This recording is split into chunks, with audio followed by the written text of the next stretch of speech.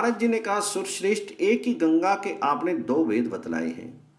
एक तो वह है जो गौतम नामक ब्राह्मण के द्वारा लाया गया, और दूसरा अंश भगवान शंकर की जटा में ही रह गया। जैसे क्षत्रिय राजा भगीरथ ले आए, अतः उसी का प्रसंग मुझे सुनाइए। तो ब्रह्मा जी बोले, देव ऋषि, वह वस्वत मनु के वंश में राजा इक्ष्वाकु के कुल में पहले सगर नाम के एक अत्यंत धार्मिक राजा हो गए हैं। वे यज्ञ करते, दान देते, सदा धार्मिक आचार विचार से रहते थे। उनके दो पत्नियां थी, वे दोनों ही पति भक्ति प्रायणा थी, किंतु उनमें से किसी को भी संतान नहीं हुई। इसलिए राजा के मन में बड़ी चिंता थी। एक दिन उन्होंने महर्षि वशिष्ठ को अपने घर बुलाया और विधि पूर्वक उनकी पूजा करके पूछा, किस उपाय से मुझे संतान होगी। उनकी ये बात सुनकर महर्षि वशिष्ठ ने कुछ काल तक ध्यान किया। इसके बाद राजा ने कहा, राजन, तुम पत्नी सहित सदा ऋषि महर्षियों का सेवन करते रहो। ये कहकर महर्षि वशिष्ठ अपने आश्रम को चले गए। एक समय की बात है, राज ऋषि सगर के घर पर एक तपस्वी महात्मा पधारे। राजा ने उन महर्षि का पूजन किया। इससे संतुष्ट होकर वे बोले, महाभाग, वर मांगो। ये सुनकर राजा ने पुत्र होने के लिए प्रार्थना की। मुनि बोले, तुम्हारी एक पत्नी के गर्भ से एक ही पुत्र होगा, किंतु वह वंशधर होगा, और दूसरी स्त्री के गर्भ से 60,000 पुत्र होंगे।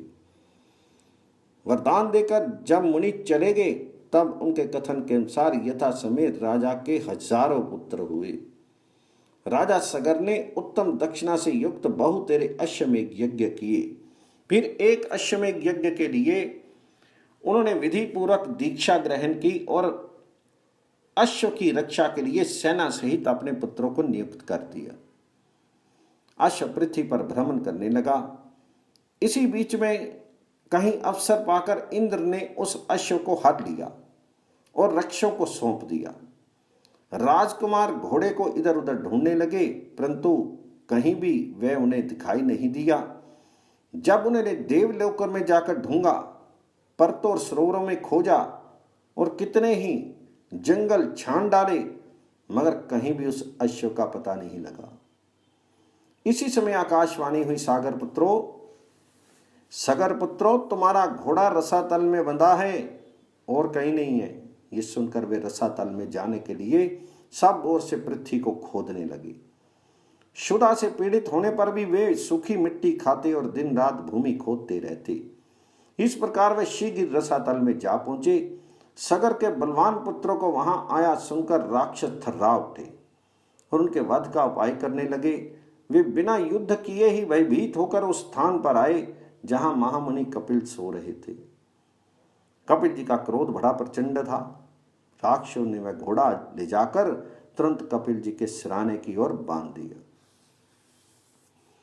और स्वयं चुपचाप दूर खड़े होकर देखने लगे कि अब क्या होता है। इतने में ही सगर के पुत्र रसातल में घुसकर देखते हैं कि घोड़ा बंधा है और पास ही कोई पुरुष सो रहा है। उन्होंने कपिल जी को ही अश्व चुराकर यज्ञ में विघ्न डालने वाला जाना और ये निश्चय किया कि इस महापापी को मारकर हम लोग अपना अश्व महाराज के निकट ले चले। कोई बोले, अपना पशु बंधा है, इसे ही खोलकर ले चले, इस सोए पुरुष को मारने से क्या लाभ। ये सुनकर दूसरे बोल उठे, हम शूरवीर राजा हैं, शासक हैं, इस पापी को उठाएं और क्षत्रियोचित तेज से इसका वध कर डालें। फिर क्या था, वे मुनि को कटु वचन सुनाते हुए लातों से मारने लगे। इससे मुनि श्रेष्ठ कपिल को बड़ा क्रोध हुआ। उन्होंने सगर पुत्रों की ओर रोषपूर्ण दृष्टि से देखा और भस्म कर डाला। वे सब के सब जलकर राख हो गए। नारद, यज्ञ में दीक्षित महाराज सगर को इन सब बातों का पता नहीं लगा। उस समय तुमने ही जाकर सगर को ये सब समाचार सुनाया। इससे राजा को बड़ी चिंता हुई। अब क्या करना चाहिए, ये बात उनकी समझ में नहीं आई।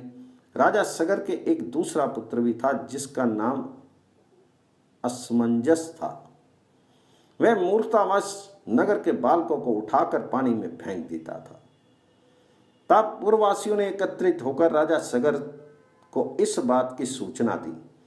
पुत्र का ये अन्याय देखकर महाराज को बड़ा क्रोध हुआ। उन्होंने अपने अमात्यों से कहा, ये असमंजस बालकों की हत्या करने वाला तथा क्षत्रिय धर्म का त्यागी है, अतः ये इस देश का त्याग कर दे। महाराज का ये आदेश सुनकर अमात्यों ने राजकुमार को तुरंत देश निकाला दे दिया। असमंज वन में चला गया। अब राजा सगर चिंता करने लगे कि हमारे सब पुत्र ब्राह्मण के शाप से रसातल में नष्ट हो गए, एक बचा है, वे भी वन में चला गया, इससे मेरी क्या गति होगी।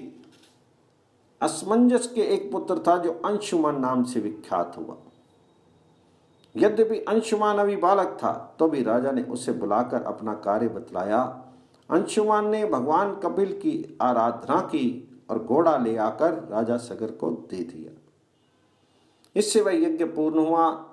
अंशुमान के तेजस्वी पुत्र का नाम दिलीप था। दिलीप के पुत्र परम बुद्धिमान भगीरथ हुए। भगीरथ ने जब अपने समस्त पितामहों की दुर्गति का हाल सुना तब उन्हें बड़ा दुख हुआ। उन्होंने नृपशेष सगर से विनय पूर्वक पूछा, महाराज उन सब का उद्धार कैसे होगा।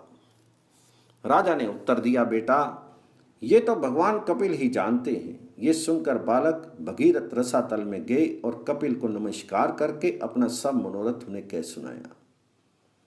कपिल मुनि बहुत देर तक ध्यान करके बोले, राजन तुम तपस्या द्वारा भगवान शंकर की आराधना करो और उनकी जटा में स्थित गंगा के जल से अपने पितरों की भस्म को आप्लावित करो। इससे तुम तो कृतार्थ हो गए ही, तुम्हारे पितर भी कृतकृत्य हो जाएंगे। ये सुनकर भगीरथ ने कहा, बहुत अच्छा, मैं ऐसा ही करूंगा। मुनि श्रेष्ठ बताइए मैं कहाँ जाऊं और कौन सा कार्य करूं। तो कपिल जी बोले, नरश्रेष्ठ कैलाश पर्वत पर जाकर महादेव जी की स्तुति करो और अपनी शक्ति के अनुसार तपस्या करते रहो, इससे तुम्हारे अभिष्ट की सिद्धि होगी। कपिल जी बोले, नरश्रेष्ठ मुनि का यह वचन सुनकर भगीरथ ने उन्हें प्रणाम किया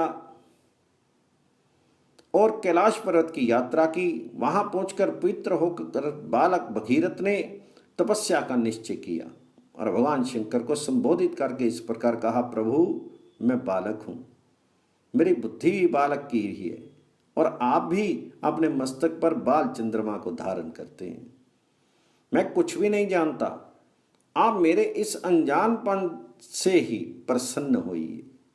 अम्बरेश्वर, जो लोग वाणी से, मन से और क्रिया से कभी मेरा उपकार करते हैं तथा हित साधन में संलग्न रहते हैं, उनका कल्याण करने के लिए मैं उमा सहित आपको प्रणाम करता हूँ।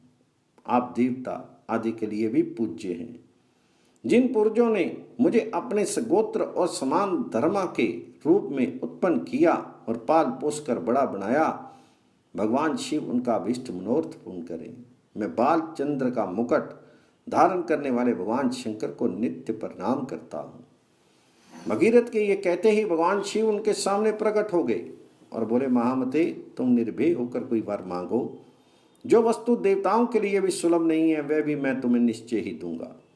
ये आश्वासन पाकर भगीरथ ने महादेवी जी को प्रणाम किया और प्रसन्न होकर कहा, देवेश्वर आपकी जटा में जो सरिताओं में श्रेष्ठ गंगा जी विराजमान हैं, उन्हें ही मेरे पितरों का उद्धार करने के लिए दे दीजिए, इससे मुझे सब कुछ मिल जाएगा।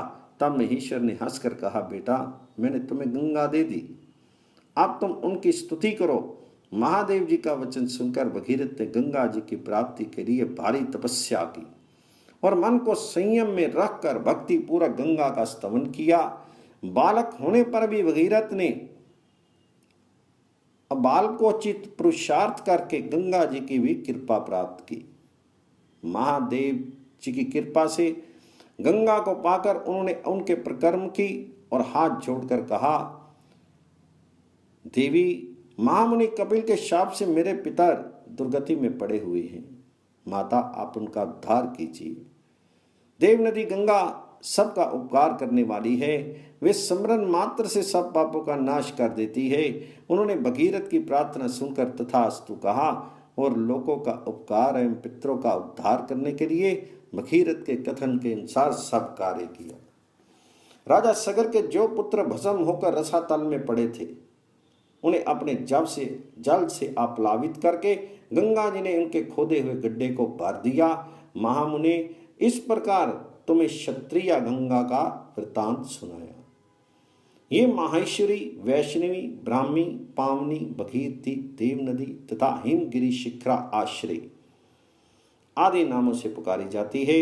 इस प्रकार महादेव जी की जटा में स्थित गंगा का जल दो स्वरूपों में विभक्त हुआ। विंध्यगिरी के दक्षिण भाग में जो गंगा है उन्हें गोदावरी कहते हैं, गौतमी कहते हैं, और विंध्यगिरी के उत्तर भाग में स्थित गंगा भगीरथी कहलाती है।